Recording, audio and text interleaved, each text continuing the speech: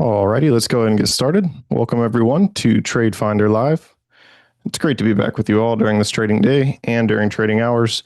First and foremost, as always, we do need to cover our disclosure disclaimer agreement. The main thing to take away from this is that we are not licensed investment advisors in the United States, so nothing's to be taken as personal investment advice. Other than that, this is always available on our website to be read in full detail at your leisure, or feel free to take a screenshot of it now if you like, but that's the main point to take away. It's earnings week with the Mag 7, got the Fed tomorrow, and does that mean that it's buy the rumor, sell the news? And just interested to hear Rob's thoughts on that, and just saw some news come through regarding NVIDIA takes $1 billion stake in Nokia, which has the shares up 26%, so that's pretty substantial. Interested to hear Rob's thoughts on that as well. So let's go ahead and kick off. Rob, you out there? I am Zach. Hey, everyone. Happy Tuesday afternoon to you. Welcome to TradeFinder Live. Yep, all eyes are on the Fed tomorrow, although do feel like this is going to be a bit of a non-event. And I think you pose a good question with where the markets are over the last 3 days. Do we get a little bit of a pullback on the actual announcement? If we take a look at the chart of the S&P, boom, boom. Y'all have watched, I don't like this vertical stuff. It seems a little too vertical to me. The 10-day moving average is way back here. We broke through that A wave, which means this 100% extension up just above 690 is the likely movement for the S&P. But do we pull back first, or do we just keep going vertically till we hit there? But at that point in time, it seems like if we do go straight up, it'd be a pretty good short-term short, as the market just doesn't do this very often. Go back and look here where we moved up and then went vertical and came back down, vertical, back down, kind of vertically up, a little bit of a pullback. So again, these are very short-term pullbacks. This doesn't really count because that was the tariff 2 day on that Friday. So that was a different event, I think, just an excuse to take profits there. But this is just too vertical for the S&P for me. We'll talk more about that as we get towards the case study consideration at the end, that Zach will come back and guide everybody through how to use the social media aspect on the platform. I don't like the gaps. Pretty unusual to have back-to-back gaps like that on the SPY. Happens, obviously, because it just did. But this is, to me, setting up for the potential of, man, boy, can you imagine if by chance the Fed did not give the 25 basis point rate cut? Sure seems like they will. Pretty well baked into the cake, but that would almost be a black swan type event if they didn't come through because it's so expected. But even if they do 25 basis points and not more, could we get a little bit of a sell the rumor? And I'm not talking about any sort of a big downward crash in the markets. It's just a little too vertical, and usually you need some backing and filling when you have moves like that. And the anticipation of the Fed rate cut, along with some decent earnings so far, pretty good on the big banks, questionable on the regional banks, as we've talked about. Some news about this big, it's only two people, but they control a lot of money that are putting a lot of pressure on some of the regional banks, forced one of them to sell to Fifth Third. Otherwise, they're going to leak a whole bunch of bad publicity. So they're playing weird tactics. So the banking sector is, it's a hit or miss thing right now, not an area that I really want to mess around with. And then you were talking, Zach, about NVIDIA buying into Nokia. Not sure I get that one, but far be it from me to question anything Jensen Huang says of NVIDIA. Maybe he feels like it's one of those, we've talked about performance chasing. Maria brought that up weeks ago towards the end. And, that could be a good place to maybe jump in, Gosh, I haven't even looked at Nokia for so long. I don't even remember if the signal symbol is in okay, but it is. We can take a look at that real quick. And you talk about a vertical move, but look where it came from. It came from below $5. Does this now mean institutions are going to jump in? Likely. But look how vertical it is. Does anybody want to chase that move? Not me. Um, I just can't do it. Disciplines will not allow me to chase those vertical moves. Not that I'm always right. Things can go vertically for a while, but there's a limited amount of time you can separate that far from the 10-day moving average. Look what happened back here. This is what I'm talking about with that rule. You get a little too vertical, you come back to the 10-day moving average, and it happens pretty much every time. But how far away from the 10-day moving average do you get before you get to move back down towards it? That's the key. Um, and also in that same conference that Jensen Huang was speaking at, he kind of put a little bit of and he's been very conservative about the future of quantum computing. And if you watch RGTI, it's on my watch list. I look at it just because it's so volatile each day. Had its big run up, came back down, was trying to rally up today, and then he said that, and it brought it right back down. In fact, it's I think lower on the day now after his comments. He thinks that's well off into the future. It's just one man's opinion, but it's a pretty influential man, and so we'll see if we can hold in here around the $40 level if that's the stock that you're interested in. But back to the SPY and the Fed, we'll jump to the bond market here in a moment. Um, I just think that the possibility still exists that we do get a big spike up on the rate cut. And as I said, I think that would be an amazing short. Those of you that have watched, those of you that are subscribers to EWO Trader know that um, I'm not a huge fan of day trading, but the 1 day trade that I do like is Fed Day. That's just a high percentage trade. You just fade the initial move. If you get a vertical move, now it has to move, but it usually does. But you get a vertical move on the announcement, you fade that move. It might be a 5 minute um, position. It might be a 1 day, but it's not longer than that. But oftentimes it's very short term. It just the market does it all the time, and it's because that spike that occurs is a vertical move. So it goes back to the same rule of, and I'm spending time on this because I just think it warrants being a little cautious here on this vertical move. And then we go look at the volume, and it's just solid volume. This is not the FOMO moment that I've been talking about, where all that money that's on the sidelines, we know institutions raised cash back here on this Tantrum 2 Tuesday or Friday. And we know that there's a lot of money still in retail accounts that can come in. That's the kind of move that I'm looking for. So it would be a bit of a gap up day with a big, huge volume spike, very similar to what we saw. And this again was forced selling. This wasn't the institutions wanting to sell. They had to keep their cash ratios correct. That's the move that I'm looking for. That I think is when a significant corrective move may start. Right now, I'm just a little nervous that we're a little overbought short term. Not that we're in the midst of about to have a big corrective move. I also think that, and I talked about this with the government shutdown, we were going to be okay with the markets over the government shutdown. It's kind of a non-event for a while. But as we continue to tick the days away, there is a point where it is going to affect people's incomes, the consumer spending. We are a consumer spending driven economy. We influence the world because we consume so much. It's going to get to a point where it does matter. We're not there yet, but if this continues and both sides of the house can continue to dig their heels in, both parties, then at some point it matters.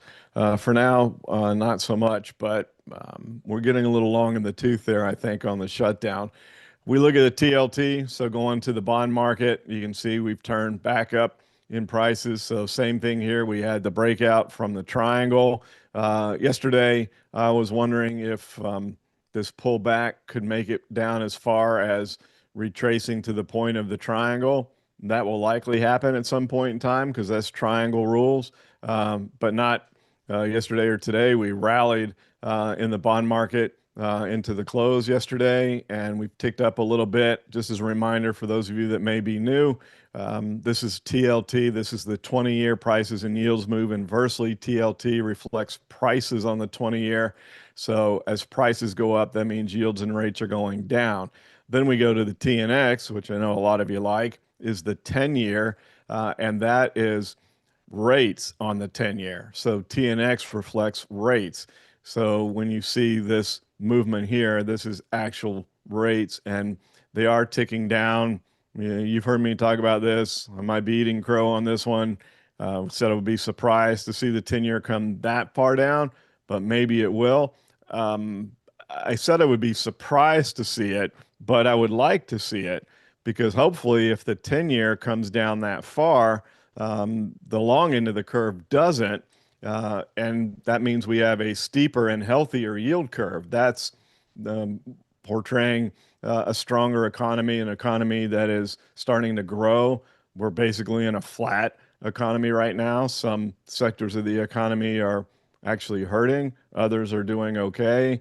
But if we start to see the yield curve steepen instead of flattening across the maturities, right now rates are going down across the entire curve. That doesn't do anything. It does help the tech sector and the Russell and a few specific sectors in the market, but it doesn't help the economy as a whole. It doesn't help the entire consumer base of the U.S. because it's reflecting that the economy is still kind of flat along with the yield curve. The economy is not growing the way we'd like it to. So I think with that last CPI report, the Fed does do the 25 basis points tomorrow. I just think we wait and see if that yields any sort of a short-term sell-off. As you know, the initial move, that spike, the day trade move, is a real quick trade. And then if the move holds into the close, then over the next day or two, you retrace that move. So we'll see. Perhaps the market initially spikes. I kind of hope it does. I hope that, and I shouldn't be talking about stuff like this because I'm not an advocate of day trading. But if we can hold a rally into the close today and then get another spike up on the Fed announcement tomorrow, I think that's a gift short for a very short-term trade. But we'll see. We watch that last hour very closely because that'll be the last time the institutions are really involved until we have the Fed announcement. And just as a reminder, that last hour is important because that's when the institutions trade. But going back to the bond market closes at 3 p.m. Eastern time. So the bond market closes an hour before the equities markets do. So you have not only the institutions coming in, but you have some people that move over from the bond market into the equities market. There's a number of things that create such interest in that last hour of trade. And those of you that have been around a while and trading for a while are very well aware that what happens throughout the course of a trading day can either be exacerbated or reversed in that last hour. It does matter. There's bigger volume that creates those moves because it's institutional trading that comes in. The retail trader is like gung-ho, ready to go. They trade in the first hour of the day. Institutions wait, trade in the last hour of the day. So going back to the dollar, we are still in the Goldilocks channel here that I talked about. A question was asked yesterday that with this wave 5 seemingly complete on the downward move of the dollar, I hope it is. I'd like to see us just continue to stay here. Are we in a corrective pattern? And it does look like we're in a flat. Remember, when a wave five is completed, you go into a flat, a zigzag, or a triangle. And there's still a possibility of this being a triangle. It doesn't have to be a flat. In fact, the little bit of a tick down could lead you to think, well, maybe it's another triangle. Maybe we kind of broke out of that one and then morphed into another one. Either one of those is a potential, but regardless of which one it is, it's still identified as a corrective pattern, and we could see that continue for a short period of time. And then, as far as where the dollar goes, once you complete a wave five and go through the corrective phase, that's the one point within LA wave where you kind of got to be patient and let the next move show itself.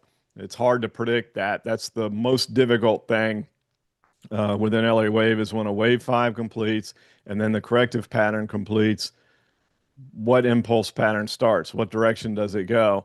So that's where you kind of go into pause mode, I call it, and wait and see what's going to occur from there. If we take a look at the rest of the markets, the charts are going to look similar. I mentioned yesterday that we didn't have quite the gaps that we did in the SPY, but we did today. And now we got a doji up here. If that holds into the close, I think that plays into the question Zack posed and what I've been talking about.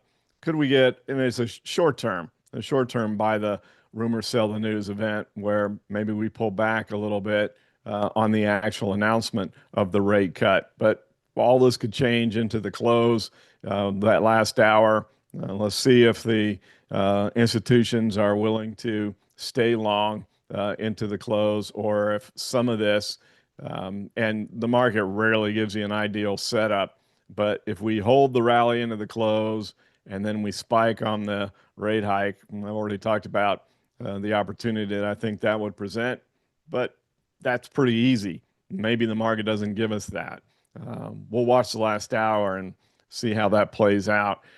Going to the Qs, same thing. These charts are all going to look the same. Everything's going vertical right now. And gosh, could we get a black swan event to cause it to come back down? Or would it just be we've gone too vertical too fast and it's a normal backing and filling type of a move that occurs? But it sure feels a little nerve-wracking to see all of the markets doing this. Then if we go to the IWM, that one's not participating today. It's been really odd in the IWM. Normally moves pretty much in concert with interest rates. Talked about this before. Correlations work in the market until they don't. Nothing lasts forever. The Russell has been moving almost in lockstep in a reverse fashion of what rates are doing. If rates are going down, the Russell's been going up, but we're pretty extended on the wave five here. You can see 130% extension on that wave five, and perhaps, going through some consolidation is warranted here. But we've had up days in rates where the Russell has still moved higher. We've had down days in rates where it's moving a little bit lower, but pretty much hanging in there right around the top of that wave five. So we'll keep an eye on that. I think this is another area where maybe you kind of wait and see what's going to happen from here. We're very close to the top of the tap box here, the time and price projection. So it's an extended wave five here in the Russell. Now, if the market continues to take off, I'd be surprised, but the market surprises me a lot. We could see that five relabeled to a three, or we could see the corrective move start. Just as a reminder, for those of you that are familiar with LA wave rules, and when the wave five ends, you go back to the four. Just remember that when the wave five extends more than 100%, you don't go back to the previous four. You come down to one of the fib levels for a retracement. So not all the way back down here. The LA wave pattern is not forecasting a move of significance back to the downside on the Russell. So just a reminder of those rules. Now let's go to the metals, and gold continues its retracement move. We talked about this yesterday in the EWO live session for our subscribers at EWO Trader. Same thing here. What goes vertically up oftentimes comes vertically back down. And that's exactly what's gone on in GLD. And where it stops is very difficult to know. We are retracing most of the real vertical part. This was more, it's a little steeper than 45 degrees, but not a whole lot. But this part here from the beginning of October is where the real vertical stuff started. And so we've kind of retraced that. Anywhere in here, the GLD or gold itself could find a base. It probably needs to go sideways for a while following this big run up and then the vertical back down correction. Perhaps we even drift all the way down to the 50-day moving average, or maybe we go sideways for a while and let that slowly creep up. We just have to wait and see on GLD when it's going to find its footing, where the floor is at this point in time. It's the old analogy, the old phrase, trying to catch a falling knife. That's what's occurring in GLD. SLV performing a little bit better today. Silver, it had already made it down almost to the 50-day moving average. Also retracing the vertical part of the move, and it could find footing anywhere in here as well. So you have that wave 4 being labeled. It's green, so it's not convinced it's over yet at the 38.2% fib level and right there about the 50-day moving average. Maybe silver finds its footing a little bit before GLD does and starts to move back up. We're almost a little bit below the 10-day moving average here, almost enough to where you would expect a little bit of a jump back to the upside. I've talked in ad nauseum about UNG. I don't think I need to continue to say the same thing each and every week. I know we have new subscribers each week, new viewers, and I do repeat myself a lot because a lot of you haven't heard all this over and over and over again, like the new people have. But there we go again, still pushing down on the UNG. It's not as severe, but it's been the pattern ever since March. Every rip has been sold, sell the rips every single time. Again, we got fortunate on this alert that we caught a bit of a spike here. We were quick to exit, and boy, that was good timing because it just, the sellers are still there. I'm waiting on the sellers to become exhausted. What happens when you go through this consolidation phase is it gives the sellers time to pause.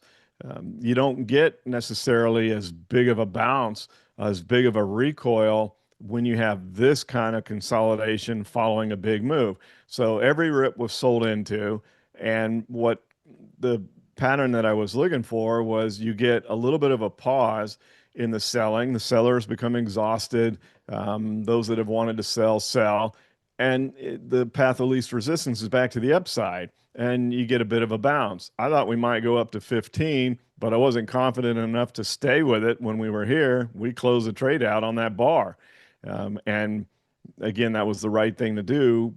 Monday morning quarterbacking is easy, but doing it in real time, not so much, as you know, as a trader. But we are building a pretty decent base here around 12 and a half, but we're just not at a point yet where things are going to move higher. We have the supply demand argument. I've talked about the CEOs of companies that are building data centers that say there's plenty of electricity. And it's maybe not going to be as much of a demand on natural gas as some people thought. I think now, at this point in time, we're just going to have to wait and see. Once the data centers are all built and constructed, does the electric grid hold it? And is there going to be some increased demand for natural gas? We have a lot of it. The supply side is the problem.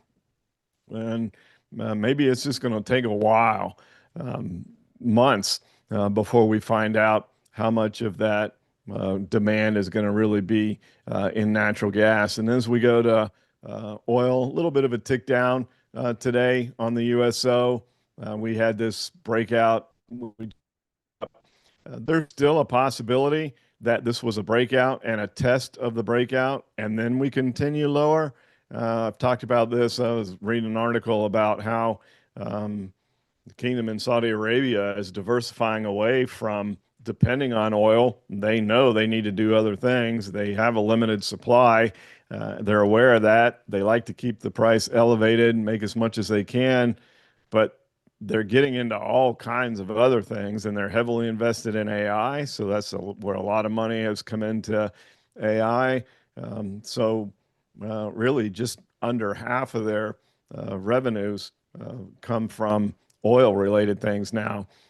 So I just am curious, wondering, and that's why we exited the strangle down here. We kind of got that one right too.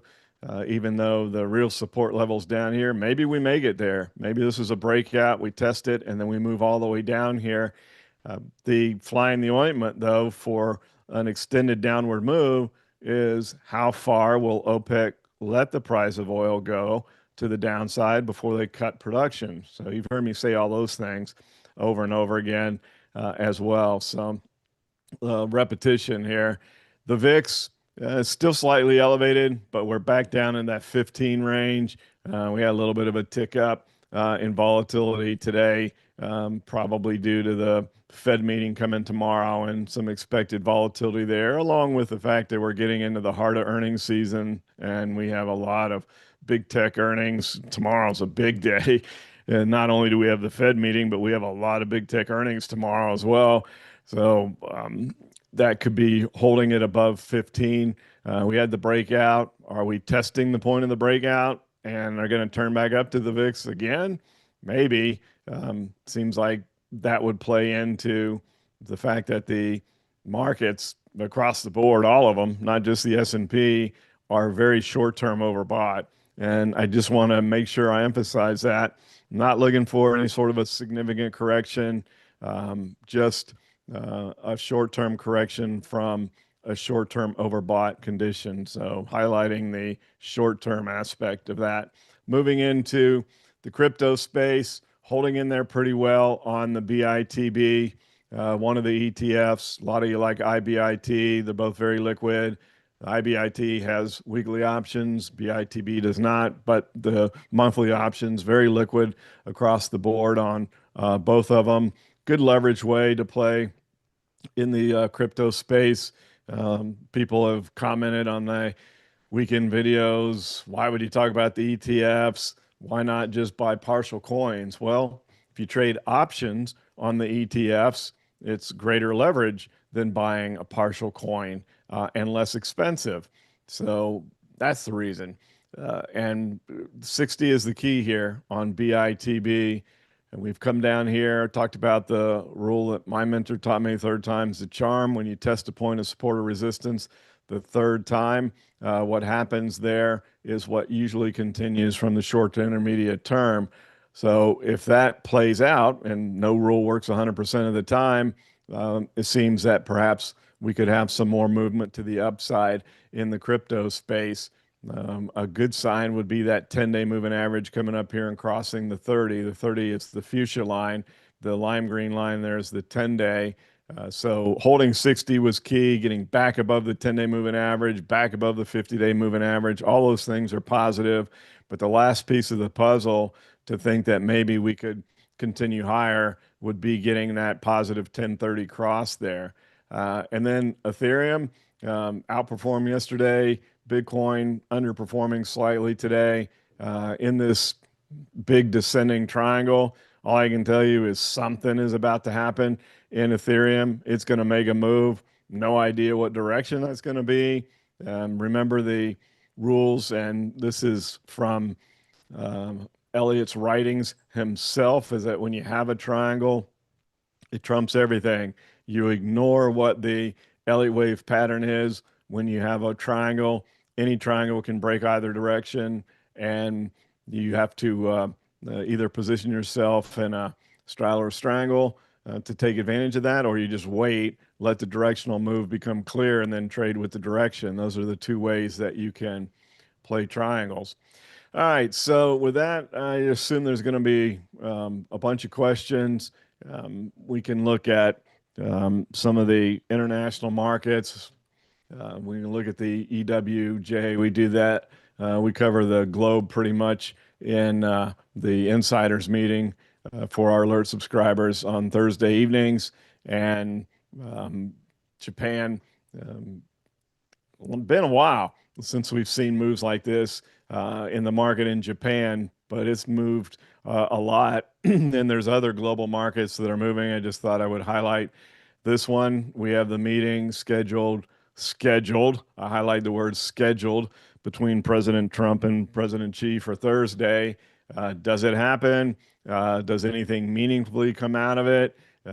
We have the FXI, which I think is perilous at this point because it's going to likely move depending on what the outcome is of that meeting. The preliminary meetings setting up that meeting seem to go well. And so we got a little bit of a bounce up here on the FXI, but we need to wait and see. First of all, does the meeting actually happen? Because we've heard it's on, it's off, it's on, it's off. And if it does happen, is it just jawboning, or does anything meaningful come out of it? So, all right, Zach, we'll go ahead and move to the Q&A, and then at the end, you can come back and show the folks the social media aspect of the platform, which is growing rather fast and is a fun part. No doubt about that. Let's kick right into the Q&A. As you said, question on LUMN is having a big run up now, approximately at 750, was support resistance several times in the past months. How likely is it that it will retrace and test 750 at a support level in the next 2 months?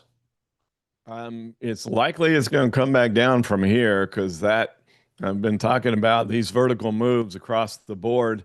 We did have this is more normal right through here. See how we had a big move up and we consolidated it? That's the backing and filling that you hear me talking about a lot. Then we jumped up again, backing and filling. So it's kind of a sideways consolidation, but there's some down days involved there. That's what's known as backing and filling. Sometimes gaps get filled, like right there. Um, but then this one's more vertical than either of these two. So with this one, yeah, I would expect a little bit of a test back down. And if you're long this stock, you want that. If you're long for the longer term, if you feel like this is a good long-term story, because you don't want 10 to get broken with this vertical move. It is not going to attract institutions.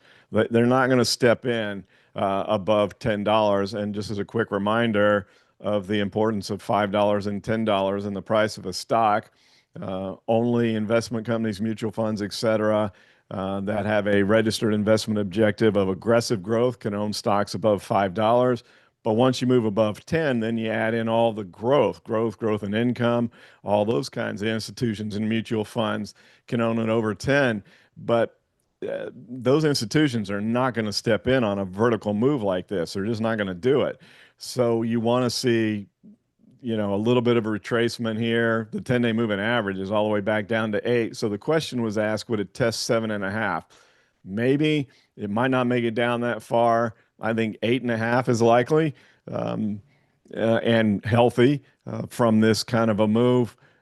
This is the stuff that I just cannot chase. And I know it makes the headlines when things are moving like this and people jump in. They want to be part of a vertical move.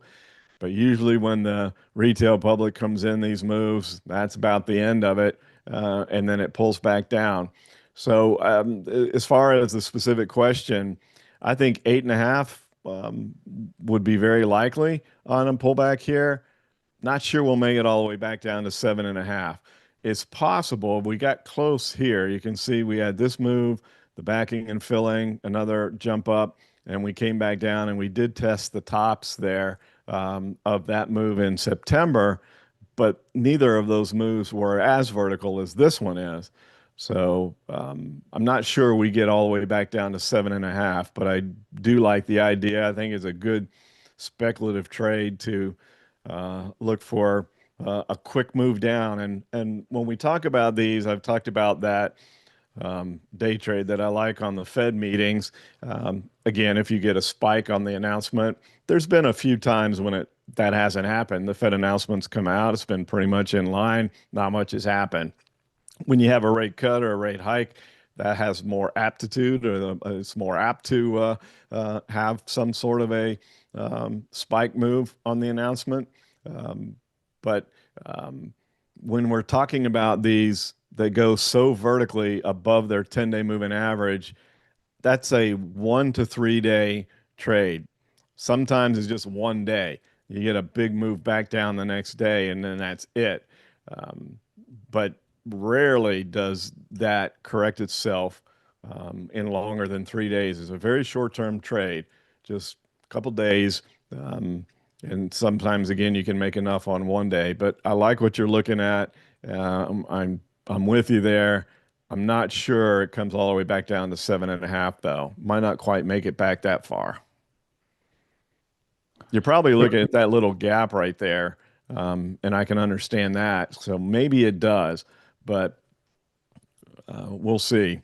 I think that would be quick, though. If it ticked down there, I think that would be an intraday move. So it might, one of those where it comes down, closes it, and then immediately gets bought into. People are buying this stock. There's no doubt about that. I'm just saying that the institutions that represent growth and income will not step in on this kind of a vertical move, even if they have the opportunity that it moves all the way above 10. So you can see here from the volume, there is some decent volume in here. People are buying it. And that's why I'm saying that I don't necessarily think that 7.5 is going to get hit, but it might.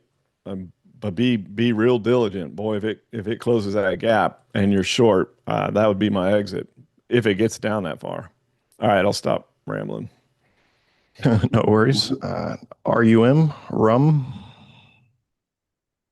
Again, the reason that I love Tuesdays, symbols you guys come up with are just so different than what we hear week in and week out. Just man, just tell your friends. Everybody get in here. It's such a great community. And then with the social media aspect, et cetera, I think it's pretty clear. I don't know how long it's been since we looked at this. It's been a while because of where these lines were drawn. So we were way back here in the beginning of the year. But it's pretty clear support is down here at 7 on Rumble. And it's a decent. I like symmetry in the LA wave patterns. There's a little bit, it's not the greatest that I've seen. The wave 5 did label because that wave 3 was broken, but it immediately jumped back above 7.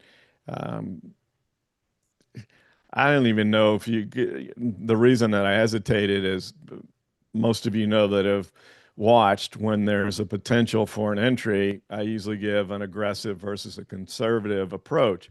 We all have different risk tolerances. Some of us are naturally willing to take more aggressive stances than others. Others want to be a little more conservative.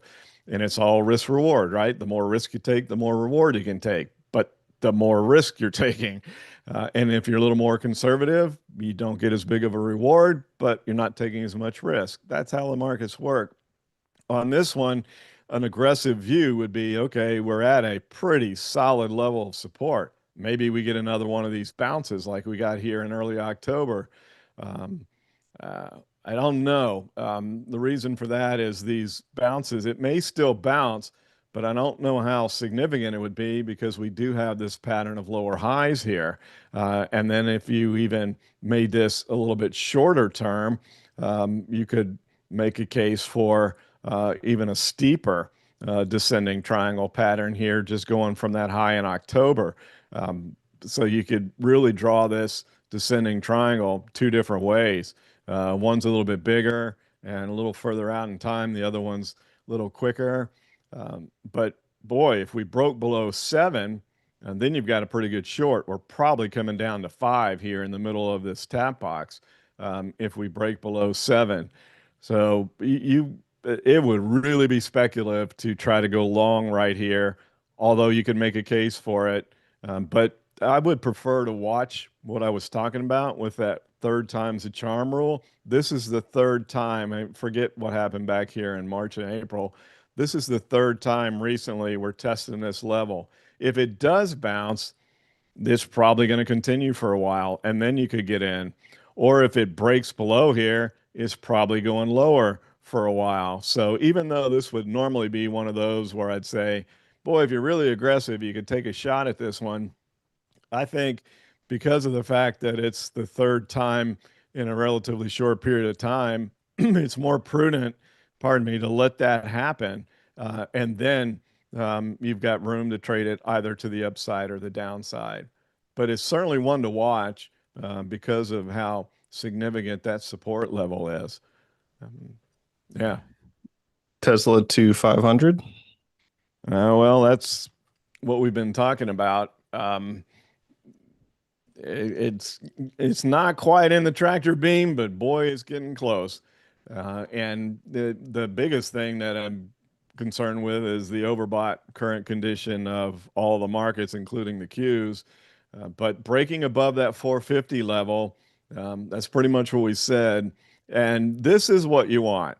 This is such a good example of what I was talking about before with that chart on lumens, that you don't want it to break a major resistance point like $10 on a vertical move. Tesla went vertically up from 350. We thought if it went from 350, it hit 4. And if it broke above 4, it'd go to 450. Did not think it would do it that fast, but it did. Um, and then it consolidated. There's your backing and filling.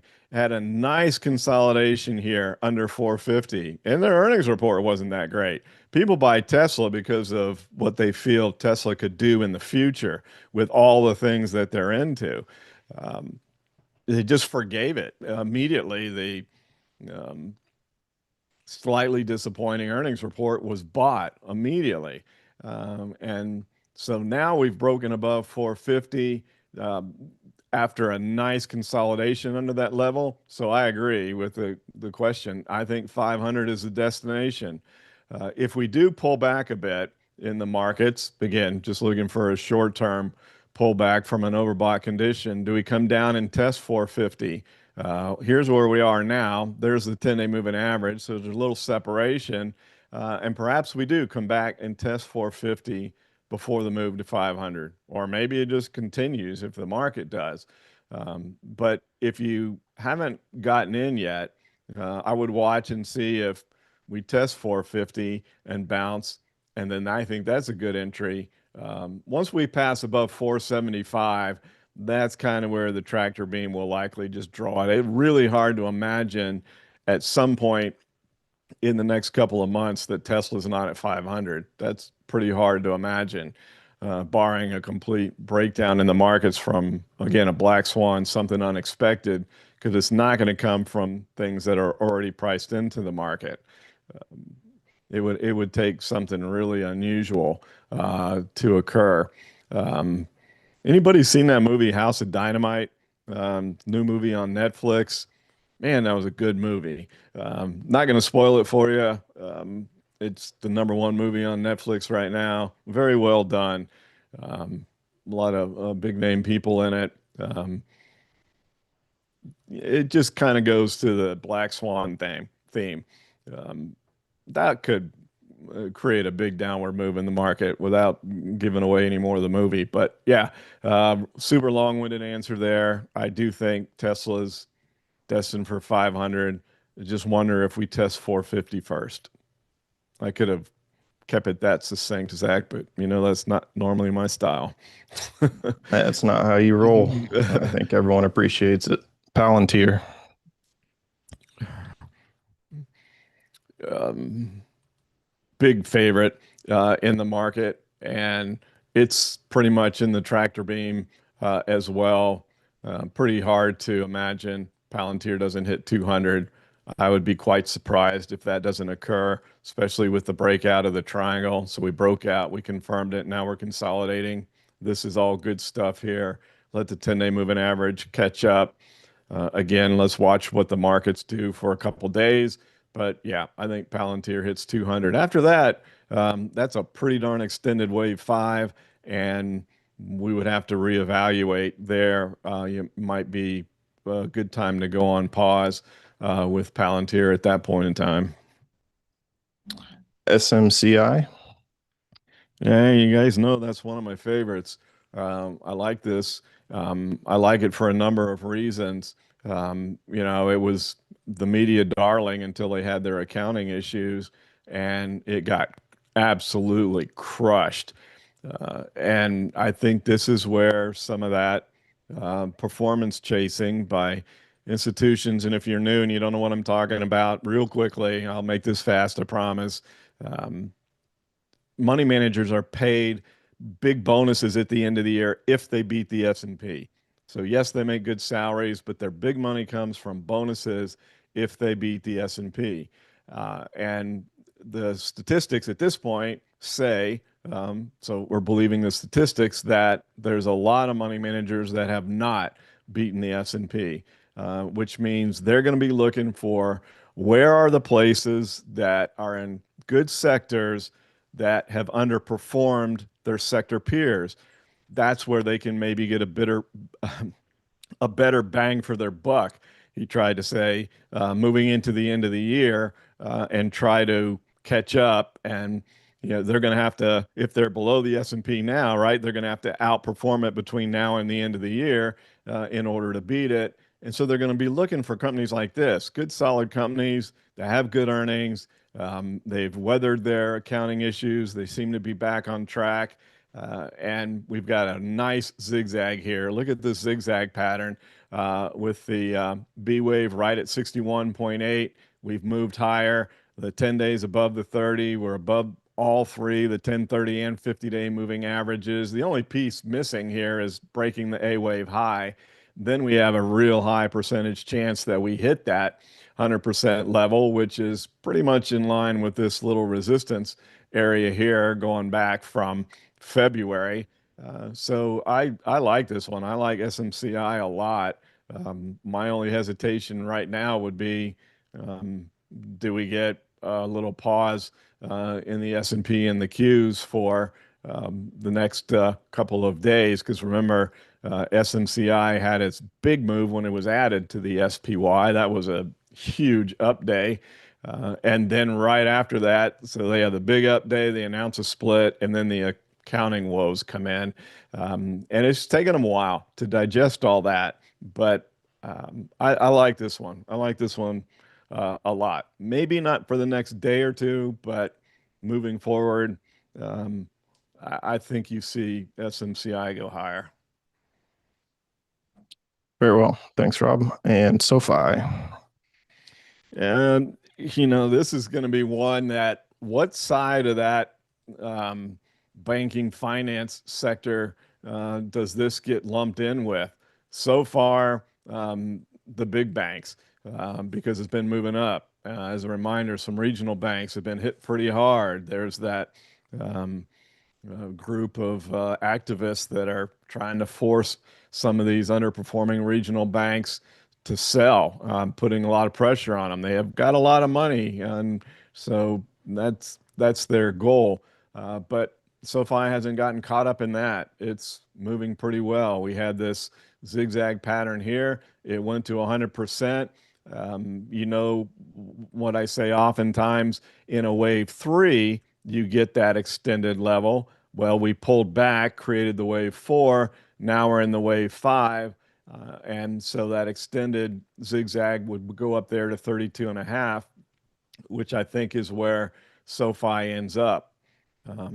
That's not very much higher from here. So it's not like that's some sort of a big grandiose call there, but um, I that's a pretty good zigzag setup with hitting the expected target, pulling back, holding above the B wave, holding the 50-day moving average, breaking up, breaking the wave three high, breaking the A wave high.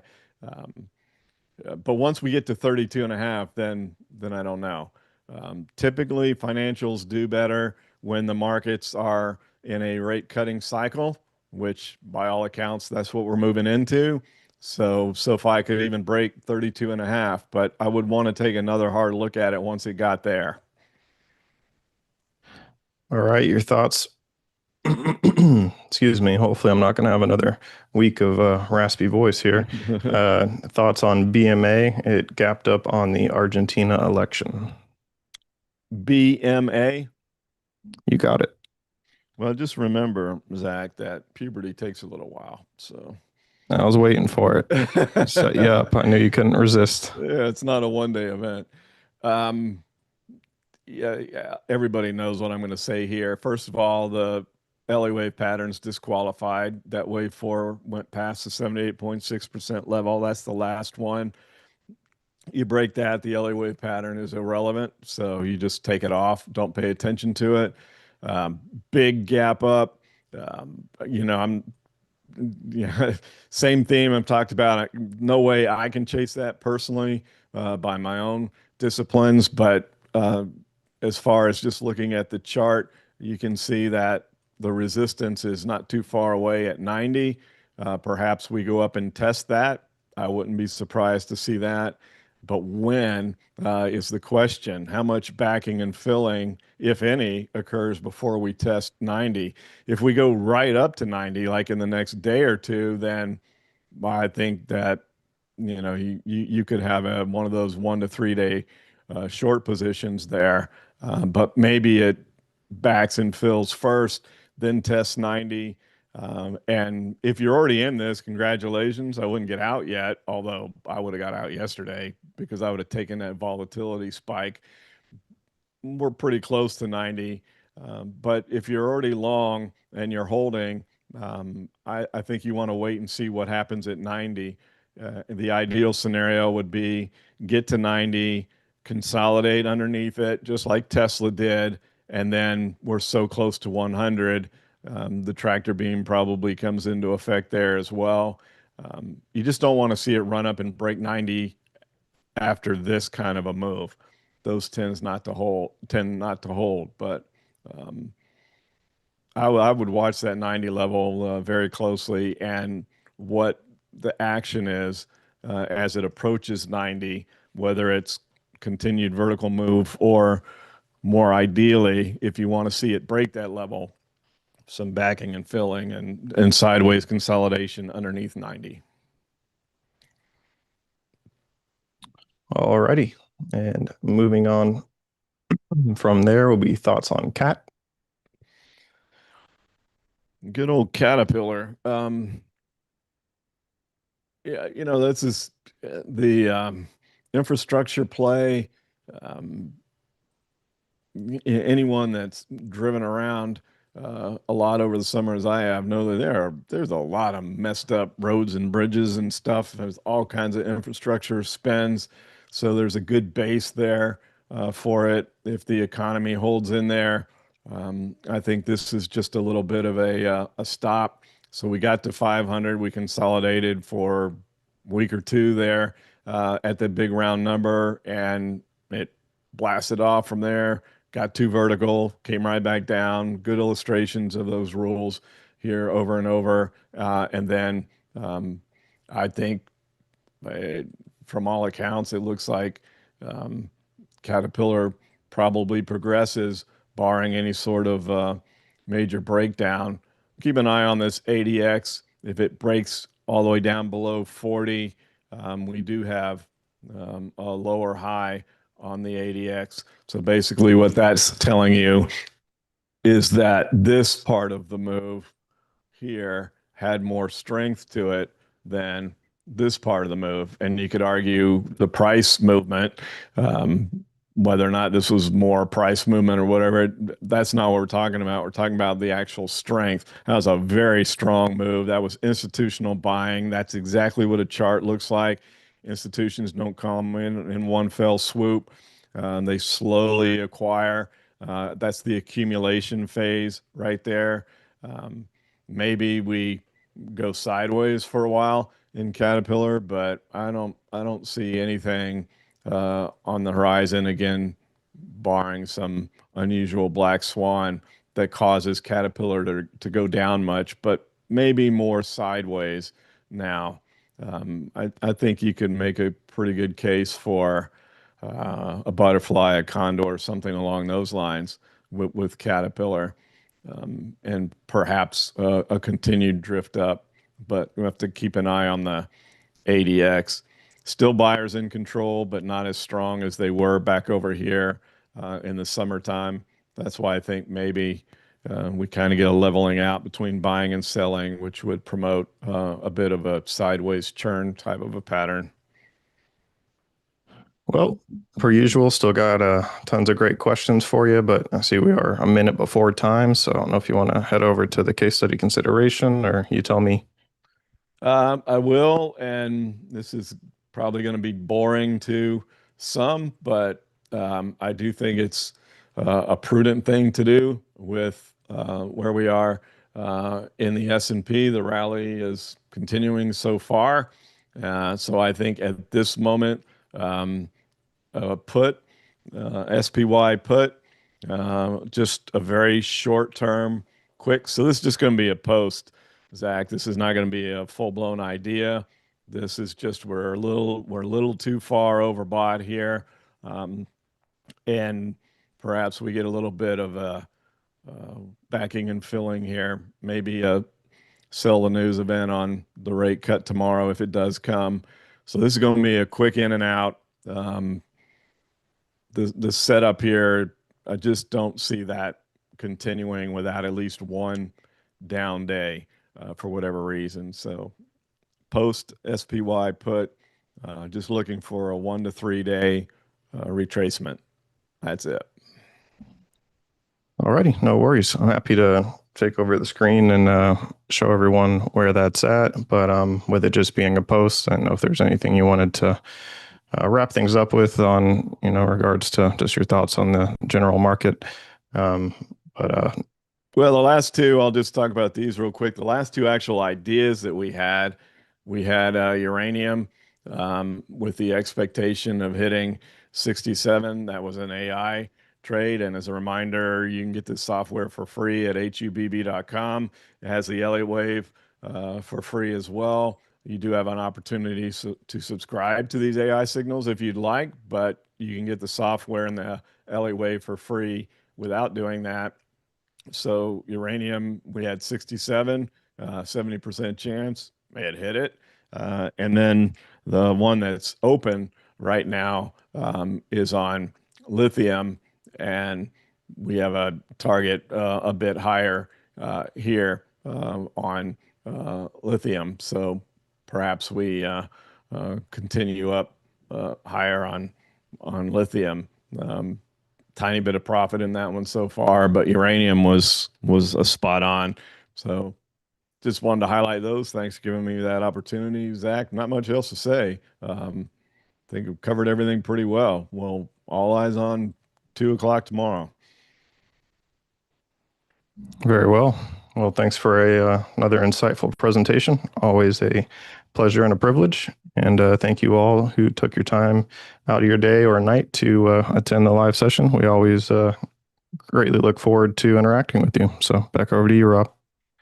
All right. Thanks, everybody. You know what to look for. We'll be seeing what happens in the last hour today and at 2 o'clock tomorrow afternoon. That's really the key. And then the earnings that we're right in the throes of this week. And we'll see if I'm right when we get together next week on if we got a little bit too overbought at the beginning of this week and get just a little quick retracement.